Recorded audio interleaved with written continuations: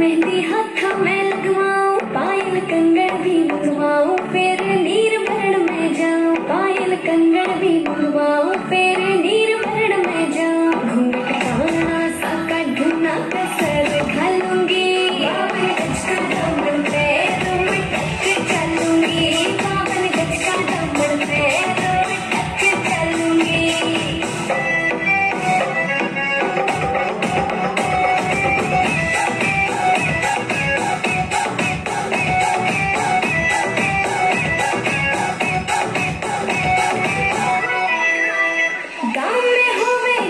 खुड़का जुत्ती मड़कड़ाई पहरोगी बहुआ में तकरार, जब मैं हवा की दरिया लहरूं। सोने की गुत्ती गले में हार डालूंगी, बावन गज का दामन पैरों में टक चलूंगी, बावन गज का दामन पैरों में टक चलूंगी।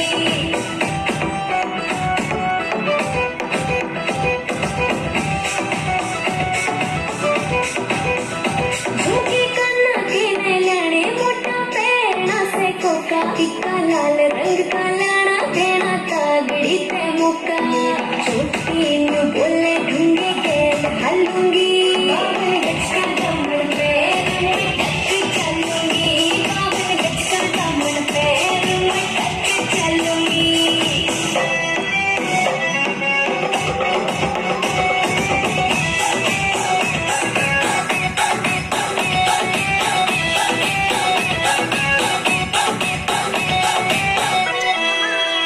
मेरा बलम घुमावे चोखे लाड़े चुंदड़ में सितारे, मुकेश जाती तेरी कलमियां लिखेगी तो प्यारे। होठों पे लालियां था काजल गालूंगी, बावन गज का दामन पैरों में टक चलूंगी, बावन गज का दामन पैरों। के इस राज्य स्तरीय सम्मेलन में हमारे विभाग की प्रमुख शासन सचिव श्रीमती अर्पणा अरोड़ा जी, एसपीडी डॉक्टर भंवर जी, सभी अधिकारीगण, यहां पर हमारी बैठी हुई बेटियां जिन्होंने ये पुरस्कार प्राप्त किया, हमारी वो बेटियां जो सुन नहीं सकती, बोल नहीं सकती, लेकिन बहुत ही शानदार तरीके से उन्होंने अपनी यहां पर प्रस्तुतियां दी। मैं इस सम्मेलन पर बालिका फाउंडेशन के तमाम अधिकारियों को और कार्यक्रम करने वाले सभी अधिकारियों और कर्मचारियों को धन्यवाद देना चाहूंगा कि आपने सबने मिलकर के अच्छा कार्यक्रम किया।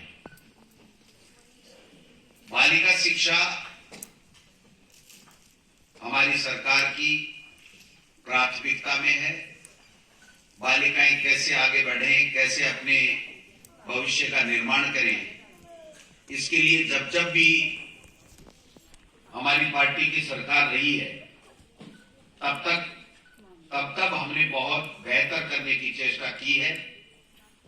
सरकारें सभी अपने अपने हिसाब से करती हैं, लेकिन जब भी कांग्रेस सरकार रही है तो मैं समझता हूं इसको हमने और बेहतर बनाने का काम किया है। इसकी शुरुआत जैसे मुझे बताया गया 95 में 1 करोड़ रुपए के साथ में की गई थी। आज हम लोग प्रतिवर्ष जो विभाग के द्वारा बताया गया लगभग 100 करोड़ रुपए बालिकाओं को प्रोत्साहन देने के लिए हमारी सरकारें खर्च करती हैं। एक जमाना था, आज से 40 साल पहले, 50 साल पहले अगर हम पीछे के दौर पे जाएंगे तो हमें देखने को मिलता था कि ग्रामीण परिवेश में केवल लड़कों को, और लड़कों में भी अब अगर 4 बेटे होते थे किसी के, तो 1 बेटे को पढ़ने का अधिकार ग्रामीण क्षेत्र में मिलता था। शहरों में जरूर थोड़ी बहुत शिक्षा का प्रादुर्भाव हो चुका था, बेटियों को पढ़ाना शुरू कर दिया था, लेकिन बहुत बड़े घरानों में बच्चियों को पढ़ाने की व्यवस्थाएं होती थी। ग्रामीण क्षेत्र में 40 साल 50 साल पहले बेटी को पढ़ाना एक तरीके से नहीं किया जाता था। हमारे बुजुर्गों ने, हमारे माता पिता ने, हमारे जो समाज के अग्रणी लोग थे, उन्होंने इस महत्व को समझा और धीरे धीरे बच्चों के साथ साथ हमारी बेटियों को भी पढ़ाना चालू किया। और उसका परिणाम यह हुआ कि बेटे और बेटी में जो फर्क महसूस किया जाता था 50 साल पहले, वो फर्क आज समाप्त हो चुका है। हमें खुशी है कि अगर हमारा बेटा जिस स्कूल में, अच्छी स्कूल में पढ़ता है, आज अगर उसकी बेटी है तो वो बेटी भी उसी स्कूल में अच्छी शिक्षा ग्रहण करती है। धीरे धीरे हम लोग देख रहे हैं कि जब बालिका शिक्षा को बढ़ावा देने के कारण से आज हमारे समाज में जो वैचारिक संपन्नता आई है, जो हमारा रहन सहन का जो वातावरण सुधरा है, आने वाली पीढ़ी को जो पढ़ने की व्यवस्था जो मिल रही है, उसमें सुधार हुआ है। काफी हम लोग आगे निकले हैं, क्योंकि अगर किसी परिवार में बेटे और बेटी को पढ़ाने के लिए अगर कोई सबसे ज्यादा चिंता और बात अगर आज कोई करता है तो हमारे घर की महिलाएं करती हैं। एक जमाना आपने देखा होगा कि जब बहन हो चाहे बुआ हो, उसकी शादी की फिक्र रहती थी कि शादी करके उसको अपने ससुराल के घर में भेजना है, पढ़ाना जरूरी नहीं है। लेकिन आज हमें खुशी है कि हम इस मुकाम पे पहुंचे हैं। यहां पर अगर किसी व्यक्ति की एक लड़की है, एक बेटी है, बेटा नहीं है, बेटी है, तो वो गरीब परिवार होके भी वो ये चाहता है कि मेरी बेटी पढ़े, और बेटी अगर वो विदेश में पढ़ने के लिए भी जाती है तो वो खुशी खुशी उसके खुशी के आंसू के साथ में विदा करता है। ये जमाने ने जो करवट ली है उसका परिणाम है। लेकिन फिर भी राज्य सरकारों का धर्म होता है कि वो बालिका शिक्षा को बढ़ावा दें, क्योंकि एक लड़का अगर पढ़ लिख के अच्छा संस्कारित होता है तो वो एक घर को ठीक कर सकता है, लेकिन एक बेटी अगर पढ़ लिख के संस्कारित होकर के आगे चलती है तो वो 2 घरों में रोशनी पैदा करती है, अपने ससुराल में भी। और हम आज देख रहे हैं कि अगर कोई माँ बाप की कोई विपदा आ गई, वो बीमार हो गया, कोई संकट आ गया, तो बेटे से ज्यादा बेटी चिंता करती है। और ये भी हमने देखा है कि आज पढ़ाई के मामले में जब मेरिट आती है, जब डॉक्टर इंजीनियर बनते हैं, बोर्ड की मेरिट आती है, तो हम देखते हैं कि बेटों से ज्यादा हमारी बेटियां आगे नंबर लेकर के अपना स्थान बनाती हैं। ये जो परिवर्तन आया है, ये हमारे बुजुर्गों की सोच के कारण से कि नहीं, बेटा और बेटी में कोई फर्क नहीं है, उसको हम लोग आगे बढ़ाएं। जब भी मुख्यमंत्री अशोक गहलोत जी मुख्यमंत्री बने हैं, हमेशा बालिका शिक्षा के ऊपर, महिला के उत्थान के ऊपर जोर दिया है। और आपने देखा होगा कि जब राजीव गांधी जी देश के प्रधानमंत्री बने तो महिलाओं के आरक्षण की व्यवस्था करके तमाम पंचायत राज और नगर निकाय के चुनाव में उन महिलाओं को आगे बढ़ाने का काम किया, उनको आरक्षण देने का काम किया। बेटा हो चाहे बेटी हो, अगर 18 साल के हो गए तो उसको वोट का अधिकार दिया।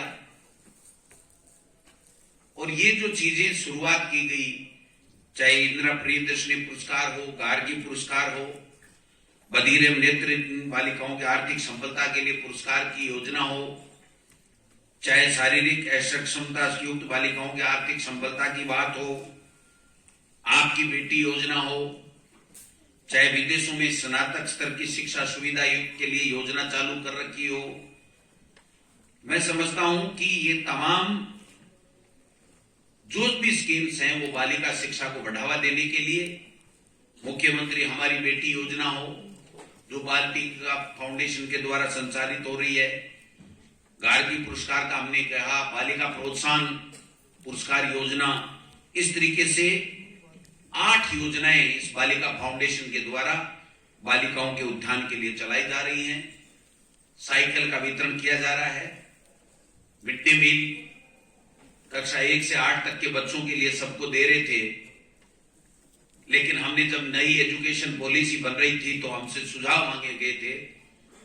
हमने सुझाव दिया कि एक बच्ची अगर वो 8वीं क्लास में पढ़ रही है तो उसको मिड डे मील का लाभ मिलता है, लेकिन अगर वो 9वीं क्लास में आ गई, उसकी बड़ी बहन, तो उसको वो लाभ नहीं मिल पाता है। जबकि 9वीं से 12वीं के बच्चों के लिए न्यूट्रिशन की ज्यादा आवश्यकता होती है। तो भारत सरकार ने हमारी बात को माना, हमारे सुझाव को माना, और मुझे खुशी है कि जो नई एजुकेशन पॉलिसी आई है उसमें जो 14 वर्ष तक की बच्चियों की थी, उसकी उम्र 18 वर्ष तक की बच्चियों की है। तो इससे आने वाले समय में कक्षा 1 से 12 तक की बालिकाओं को मिड डे मील मिलेगा। ये सब प्रयास बराबर होते रहते हैं। ये जो इंदिरा प्रियदर्शनी पुरस्कार था, पिछली दफा इसकी राशि कम थी। हमारी सरकार आते ही, जैसा मुख्यमंत्री जी का सपना है, वो चाहते हैं कि बालिकाओं के शिक्षा के लिए, उनके प्रोत्साहन के लिए और कड़े अच्छे कदम उठाए जाएं। हमने इसमें और पुरस्कार राशि में बढ़ोतरी करने का काम किया। ये 8 वर्ग ऐसे हैं जिनमें कक्षा 8, 10 और 12 तीनों के जिले में जो नंबर 1 आता है उस बच्ची को ये पुरस्कार मिलता है। लेकिन फिर भी राशि बढ़ा रहे हैं। विदेशों के लिए भी स्कीम है, बच्चियों के पढ़ने के लिए भी है, भूख बदीन के लिए भी है। फिर भी मेरा यह मानना है, जैसा मुख्यमंत्री जी का सपना है, कि हमको इसको और आगे बढ़ाना चाहिए और ज्यादा सुविधाएं इन बालिकाओं को देनी चाहिए। लैपटॉप, साइकिलें, निःशुल्क पाठ्य पुस्तकें। अभी हमने जब कोरोना काल आया तो लड़ाई लड़के केंद्र से, और चाहे रेडियो और जो हमारा दूरदर्शन है उसके माध्यम से भी बच्चों को घर पे पढ़ाने के लिए हमने केंद्र सरकार को कहा कि ये भारत सरकार के उपक्रम है। जब आज इस वैश्विक महामारी में भी काम नहीं आएंगे तो कब आएंगे? उन्होंने स्वीकार किया। बोले साहब, आपके मंत्री का फोटो नहीं होगा, मुख्यमंत्री का फोटो नहीं होगा। मैंने कहा हमें फोटो की आवश्यकता नहीं है, आप तो इन बेटे और बेटियों को घर पे पढ़ाने के लिए जो भारत सरकार के उपक्रम है उसकी उपयोग करने दीजिए, और इसके लिए अगर हमें पैसे की जरूरत है तो आप बता दीजिए, हम दिला देंगे। और हमने पैसे जो उन्होंने बताए दूरदर्शन के लिए वो भी हमने जमा कराए, और आपकी पढ़ाई को बाधित नहीं होगी। जब 10वीं और 12वीं की परीक्षाएं अटक गई थी तो आप सब लोग गवाह हैं, सबके मन में एक बेचैनी थी कि अगर 12वीं की एग्जाम नहीं हुई साइंस की तो हम इंजीनियर और डॉक्टर बनने में 1 साल पिछड़ जाएंगे। और 1 साल में लाखों बच्चे इस देश में आगे हो जाते हैं। उनसे 1 साल पिछड़ने का मतलब लाखों बच्चों से पीछे हम लोग हो जाते हैं। तो हमने प्रयास किए, सोशल डिस्टेंसिंग, मास्क, इन सब का प्रयोग कराते हुए हमने हमारे 17 लाख के करीब बेटे और बेटियों के एग्जाम कराई, और नीट और जेई के अंदर हम लोग शामिल हो सके। और कई जगह से वंचित हो गए, लेकिन हमने कहा नहीं, परीक्षा भी कराएंगे। ऐसे पास करने से 10वीं और 12वीं में बच्चा कमजोर रह जाता है।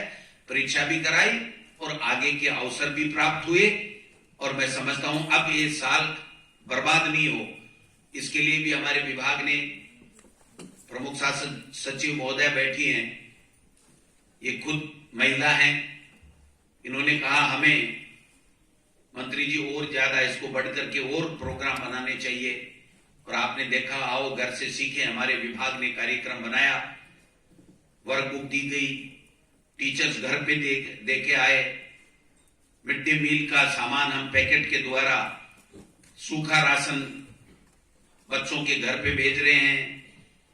तो ये सारी चीजें हुई। और मैंने देखा जब स्कूलें खुली तो मैं खुद 5-6 स्कूलों में निरीक्षण करने गया था, और उसमें हमने देखा कि बच्चे प्रिपेयर थे। वो कह रहे थे घर पे हमारे अभिभावकों के साथ साथ हमारे टीचर्स ने बहुत अच्छे से ख्याल रखा और हमारी पढ़ाई को बाधित नहीं होने दिया और हम अप्रैल के लास्ट में या मई के फर्स्ट वीक में बोर्ड की एग्जाम करने के लिए तैयार हैं।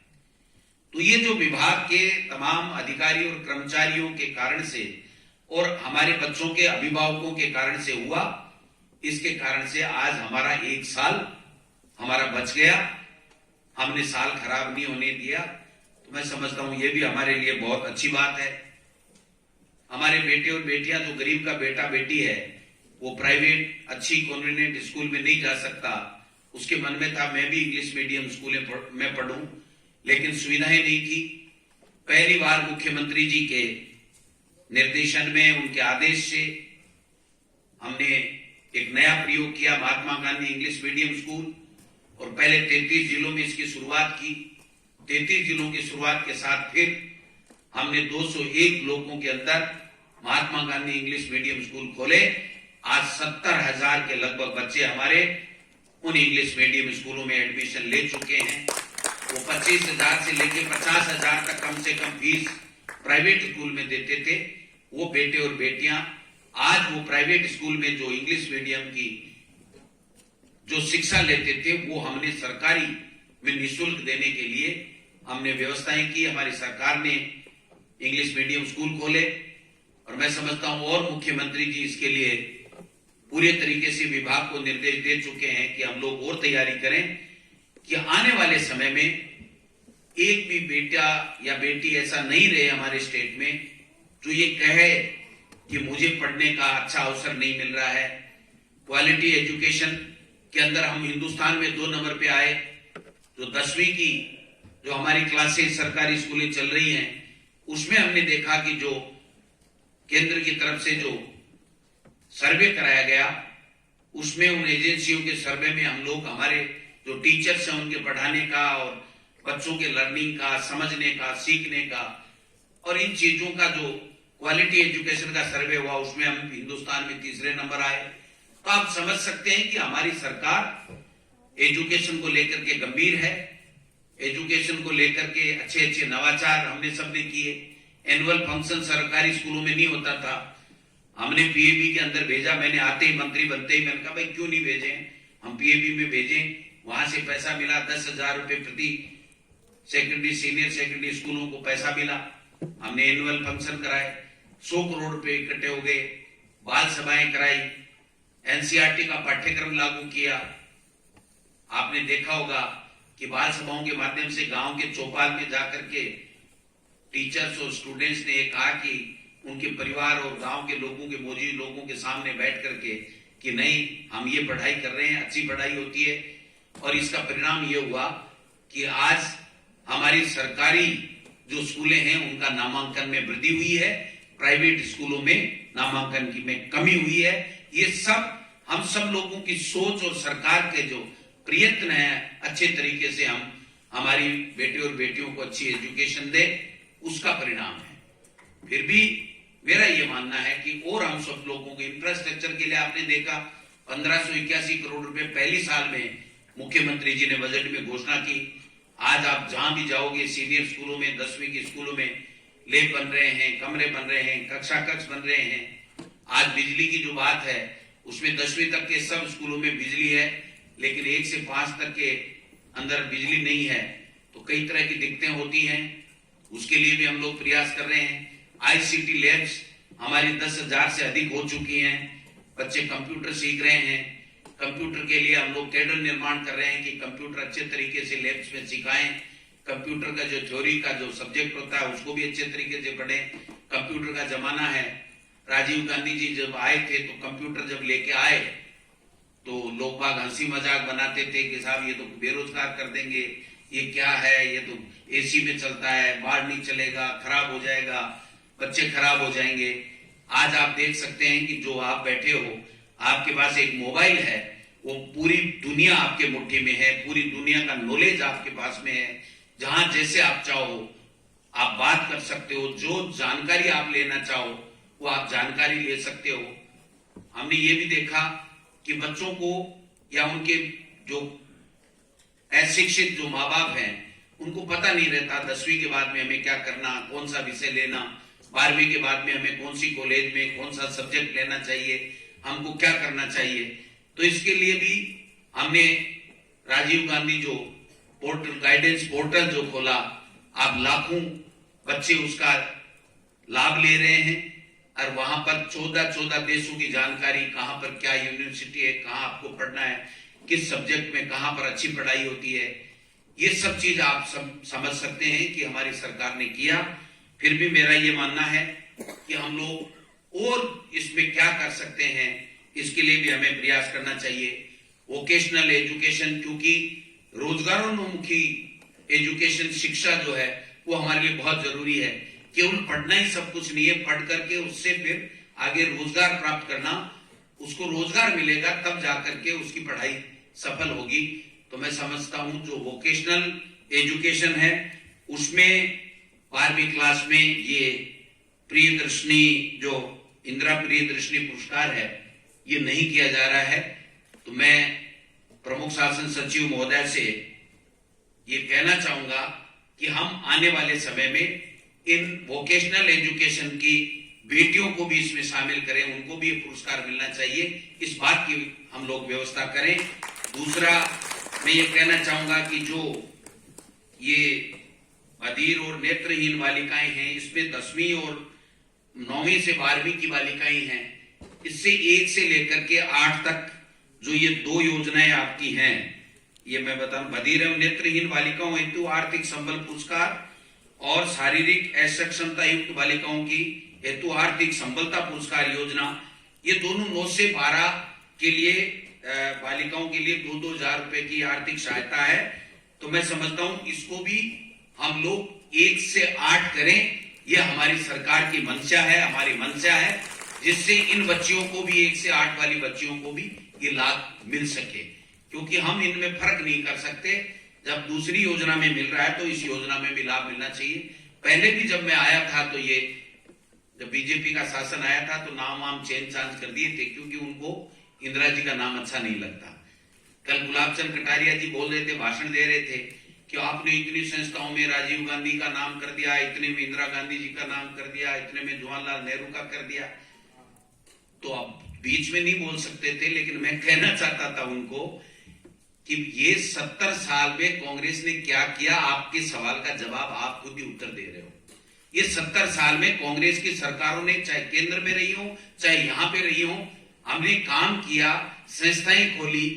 कहां थे आईआईटी, एम्स, कहां थे? 1986 में जब राजीव गांधी जी देश के प्रधानमंत्री थे तो वो नई शिक्षा नीति लेकर के आए। उसका परिणाम है कि हम 86 से पहले हमारे पढ़ाई का क्या स्टैंडर्ड था, कितने पढ़ते थे, कितने नहीं पढ़ते थे। आज आप देखिए हमारे बच्चे करोड़ रुपए की बेटियां पैकेज लेकर के बाहर जाती हैं, करोड़ से भी ज्यादा का पैकेज हमारे यहाँ का। तो मैं समझता हूँ ये सब इस कंप्यूटर ने बालिका शिक्षा को बढ़ावा देने के लिए जो हमारी योजनाएं केंद्र में कांग्रेस की सरकारों की और राज्य में थी, उसी का परिणाम है। और आज जो क्वालिटी एजुकेशन में हम हिंदुस्तान में 2 नंबर पे आए हैं, ये सब हम लोगों की एक इस सोच का परिणाम है कि हम बेटे और बेटी में फर्क नहीं करते हुए इनकी अच्छी शिक्षा दीक्षा कराएं। जो बेटी बेटा पढ़ गया, संस्कारित शिक्षा उसने क्वालिटी की ले ली, उसके बाद में उसको पीछे मुड़ करके देखने की जरूरत नहीं है। आपके पास धन है, दौलत है, बहुत बड़ा आपके पास में मकान है, उन सब की कोई वैल्यू नहीं है। लेकिन एजुकेशन एक ऐसी चीज है, अगर वो आपके पास में है तो ये सब चीजें आपको प्राप्त की जा सकती हैं। आप देख लीजिए, महाराजाओं के गढ़ थे, दरबार थे, हाथी थे, घोड़े थे, सोने थे, पता नहीं क्या क्या थे, कहां गए वो? आज किसको सबसे बड़ा व्यक्ति माना जाता है? तो सबसे ज्यादा शिक्षित और होता हो उसको बड़ा व्यक्ति माना जाता था। पहले राजा और महाराजा को माना जाता है। तो मैं समझता हूं ये सब चीजें जो हैं वो करने की आवश्यकता है। एक इसको भी मैडम अपने को दिखवाना चाहिए, ये जो 2000 रुपए हम देते हैं, इसको भी हम अगर बढ़ाएं तो बहुत अच्छा लगेगा। ये मैं आप पे छोड़ता हूं, आप इसको अध्ययन कर लीजिए कि 2000 रुपए नहीं करके, अरे इसको हमको और बढ़ाना चाहिए। कितना बढ़ाना आप देख लीजिए।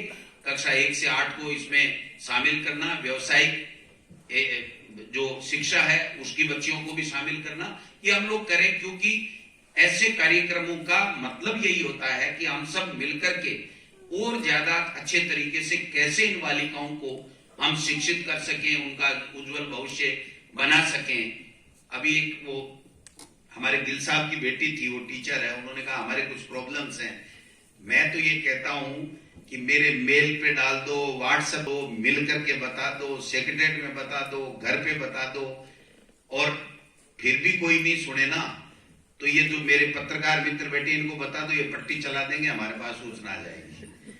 क्योंकि मैं इस बात से कतई नहीं घबराता कि कोई आदमी कमी बता रहा है, कमी बताने से ही उसका निदान होता है। अगर कोई समस्या बताएगा नहीं, कोई कमी बताएगा नहीं, अगर आप यहां बैठ के ये कहो ही नहीं कि साहब हमारे यहाँ क्या कमी है क्या नहीं है, तो मैं समझता हूं फिर उसकी पूर्ति कैसे कर पाएंगे। तो आपका सौभाग्य है कि हम नेताओं का तो देखो भाई पता नहीं कब क्या है क्या नहीं है, लेकिन प्रमुख शासन सचिव महोदया खुद महिला हैं और बालिका शिक्षा का जिम्मा और एजुकेशन का जिम्मा इनके कंधे के ऊपर है, तो मैं समझता हूं आपके लिए और खूब बेहतर होने वाला है। और मुख्यमंत्री जी हमेशा बालिका शिक्षा को आगे बढ़ाने के लिए, हमारे जो वीकर सेक्शन है उसको और ज्यादा मदद करने के लिए, क्योंकि गांधीवादी विचारों के मुख्यमंत्री हैं, तो वो हमेशा ये चाहते हैं कि गरीब के बेटे और बेटी को ये महसूस नहीं होना चाहिए कि हमारा कोई मालिक नहीं है, हमारे कोई आगे बढ़ाने वाला नहीं है, हमारे को कोई प्रोत्साहन या संबल देने वाला नहीं है। वो कहते हैं हमेशा मैं और मेरी सरकार तैयार रहते हैं। तो मैं समझता हूं कि जो चीज है वो जो सरकार से आप अपेक्षा करते हैं वो सरकार आपके पूरे करेगी। आपने बुलाया और नेताओं को बुलाने के बाद में भाषण लंबा हो जाता है, तो मैडम और अधिकारी सोच रहे होंगे कि भाई नेताओं का क्या करें, ये तो क्या शॉर्ट में काम करके, इनमें भाई पढ़े लिखे खूब होते हैं, आईएएस की परीक्षा है, हमको तो हमारी दुकान में से जचानी पड़ती है धीरे धीरे धीरे धीरे धीरे धीरे। ठीक है कि नहीं? आप समझ रहे हो ना बात को, पूरा समझ आगे। बात आई है कि सरकार आपके लिए तैयार है, आप सब लोग अच्छी मेहनत कीजिए। अभी एक बेटी ने बीच में काम बोलना चाहती हूँ, मैं सोचो कि ये बोले कि कोई कमी बताओ कि कोई मास्टर पढ़ा ले है, लेकिन जो उसने बोला वो बहुत अच्छा बोला। वो उसके अंदर से आत्मा की आवाज थी कि हमारे माँ बाप ने, हमारे टीचर ने अच्छा किया, तो अब हमारी बारी है उसकी कीमत चुकाने की। इससे बड़ी कोई बात नहीं हो सकती।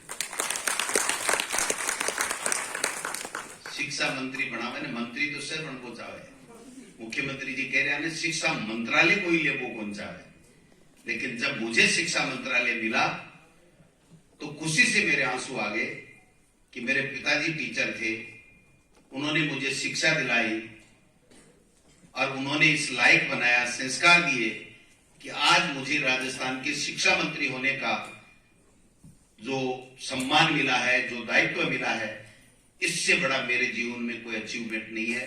मैं कौन कितना आदमी कितना बड़ा बन जाए ये कोई जरूरी नहीं, लेकिन शिक्षक का बेटा अगर शिक्षा मंत्री बन गया, इससे बड़ा मेरे लिए मेरे जीवन में कोई कमाई नहीं है।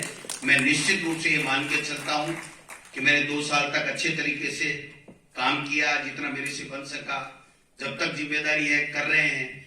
लेकिन मैं तो आपको इतना ही कहना चाहता हूं, कोई भी बेटा बेटी, कोई भी टीचर, कोई भी अधिकारी मेरे पास में मेरे दरवाजे पे कोई समस्या लेकर के आया है, तो मैंने उस समस्या को अपनी समस्या समझ करके और उसके समाधान का प्रयास किया है। आज 2 साल में आप बता दीजिए कि शिक्षा विभाग में कितने नवाचार हुए हैं, कितने अच्छे अच्छे हम लोग कार्यक्रम करते हैं, कितनी योजनाएं हम लेकर के आए हैं। कहां थे इंग्लिश मीडियम स्कूल, कहां थे आपके एनुअल फंक्शन, खेल में पैसा लेकर के आए हैं, इंफ्रास्ट्रक्चर का पैसा लेके आए हैं। पहली बार राजस्थान के बजट में, पहले साल के बजट में 1260 स्कूलें क्रमोन्नति और नई स्कूल खुलने का आज तक के इतिहास में राजस्थान में कभी नहीं हुआ, जो हम लेकर के आए। क्योंकि मैं शिक्षक का बेटा था, मैंने मुख्यमंत्री जी से निवेदन किया कि कमरे नहीं होंगे, संख्याएं नहीं होंगी, विषय नहीं होगा, स्कूल क्रमोन्नत नहीं होंगे, तो हमारे ग्रामीण क्षेत्र के बेटे और बेटियां कहां पढ़ेंगे। तो आप समझ सकते हैं कि सबका परिणाम निकलता है। और मैं इस मौके पे कहना चाहता हूं कि आज तक 2 साल में मैंने शिक्षा विभाग के लिए जो बात कही, मुख्यमंत्री जी ने अक्सर से उसको स्वीकार की। मैं भाग्यशाली उन लोगों में हूं कि ऐसा नेता के साथ में मुझे काम करने का मौका मिल रहा है। तो मैं समझता हूं ये सब चीजें अपने प्रदेश को और आगे ले जाने की दिशा में ये जो कदम है, इन बेटे और बेटियों से, बच्चियों से एक ही बात कहना चाहता हूं कि जो एम आप बना के चल रहे हैं, उस एम पे अपना अगर ध्यान रखेंगे तो सफलता आपके कदमों में होगी। आपको कोई असफल नहीं कर सकता। और वैसे भी देखो, आदमी से औरत में, लड़के से लड़की में ज्यादा क्षमताएं होती हैं, ज्यादा सहन करने की क्षमता होती है। वो पीहर में भी अपना मुकाम बना के रखती है, तो वो ससुराल में जाने के बाद में वहां भी नंबर 1 मुकाम बना के रखती है। अब अपवाद नहीं हो सकते इस देश में, दुनिया में, लेकिन उस बच्ची जो दूसरे घर में जाके किस तरह की से एडजस्ट होकर के वो नंबर 1 उसमें बनती है, और सब लोग कहते हैं कि ये भाई हमारी जो बहू आई है ना, ये बहुत अच्छी है, पूरे घर को ये संभालती है। तो आप समझ सकते हैं उसकी क्षमता की परीक्षा होती है, और उस परीक्षा में 100% मार्क्स करके आप डिस्टिंक्शन मार्क्स से पास होती हो। ये आपकी जो ईश्वर ने क्वालिटी दी है, मैं समझता हूं ये हम सब लोगों को पहचान करनी चाहिए, और हमको जितना हमारी बेटियों को पढ़ाने के लिए, उसको शिक्षित करने के लिए, उनको और ऊंचाइयों पे जाने के लिए जो भी सरकार कर सकती है वो प्रयास करेगी। मैं पुनः आप सबको बुलाने के लिए, मुझे बोलने के लिए मौका दिया, क्योंकि मैं देखो पहले भी मेरा शौक था, जब मैं प्रधान बना तब भी स्कूलों में जाता रहता था। लेकिन मैडम एक दिन क्या हुआ कि मेरे को ले गए प्रधान बनने के बाद में, और स्कूल में बैठा दिया, बैठा करके, और 15 अगस्त का दिन था, एक 8वीं क्लास के बच्चे को खड़ा कर दिया कि अब भाषण देगा। तो मैं कहा ठीक है भाई, दे दे तो भाषण। मैं कहा अपनी 2-4 बढ़ाई करेगा, 2-4 अपनी स्कूल की बात करेगा। तो वो खड़ा होता है, कहता है ये नेता चोर देश को बेच के खा गए। मैंने कहा भैया मेरी क्यों बेइज्जती कर रहा है, मेरी क्यों बेइज्जती कर रहा है, मैं नेता हूं, कभी नेता हूं, क्या हूं। तो फिर कहा मैं तो मार्ची बतायो, मेरे को तो टीचर ने बताया। फिर टीचर ने बुलाया, भाई तुम मैंने बुलायो क्यों? बोले साहब थारो सम्मान करवान। तो वो भाषण क्यों दिया? बोले आ तो फाइल पड़ी, जो परंपरा चल रही है। मैं क्यों भाई, परंपरा ने तोड़ो, परंपरा दूसरी बदलो, कम से कम इस तरीके की बात तो करो जिससे इस बच्चे को क्या सिखा रहे हो, आपके नेता सारे चोर होते हैं, ऐसा नहीं सिखाना चाहिए। बोले साहब आप बात तो गलती हुई। और उसके बाद में परिवर्तन आया। आज किसी भी स्कूल में कोई इस तरह के भाषण नहीं दिलवाता है। आज लोगों को बुलाते हैं बच्चों के भविष्य के लिए, बच्चों को अच्छे करने के लिए, स्कूल के इंफ्रास्ट्रक्चर के लिए, बच्चों को प्रोत्साहन देने के लिए ये सारे कार्यक्रम होते हैं, और योजनाएं आती हैं, सरकार आती रहती है, जाती रहती है, लेकिन बहुत अच्छे के लिए हम लोग करते हैं। और आज तो महिलाएं भी काफी हो गई। पहले तो लेडी टीचर होती कहां थी, आप बताओ? आजकल तो होती भी है, और शहर में भी कोई होती। शहर के आसपास इनको प्रायोरिटी मिल जाती है, काउंसलिंग में मिलती है ना, अब मिलती है तो बस उसका लाभ मिल जाता है।